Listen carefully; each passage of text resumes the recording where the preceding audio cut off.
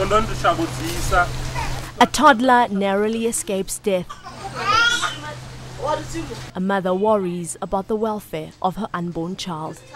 Grown men in diapers, all victims of Zimbabwe's latest crisis, cholera, a waterborne disease that causes diarrhea, dehydration, and if not treated, death in a matter of hours.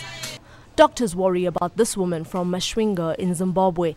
8 months pregnant, she may be too weak to give birth to a healthy baby. She's among hundreds being treated in South Africa, where the disease has now spread. It all began in Zimbabwe's capital, Harare, where raw sewage from burst pipes has been left to flow into wells, rivers and streams, the only sources of drinking water for many in Zimbabwe. A deadly outbreak has now engulfed the whole country, killing more than 400 people according to the Health Ministry and infecting at least 11,000 since August. Independent doctors estimate over 1,000 have died. Lacking even the most basic facilities, Zimbabwe's main hospitals have practically shut. Help is available for those who make it there alive at overcrowded clinics equipped by aid agencies. This porous border between South Africa and Zimbabwe has become a barrier between life and possible death for many. Scores of Zimbabweans cross this fence illegally every day, seeking better fortune. But now the economic and political crisis in Zimbabwe is not just exporting refugees to its neighbours, but also disease.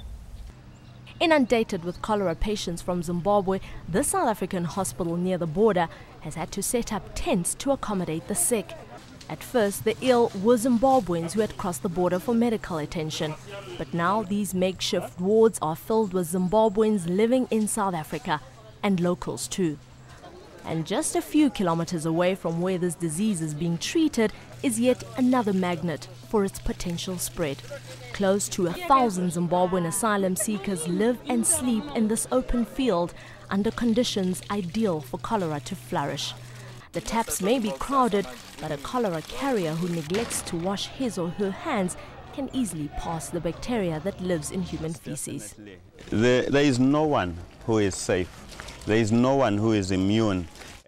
Human rights activists are appalled this is happening in the midst of a cholera outbreak. Definitely the disaster is happening. It's all that we're waiting for now is the actual explosion, unless and until someone decides to nip it in the bud.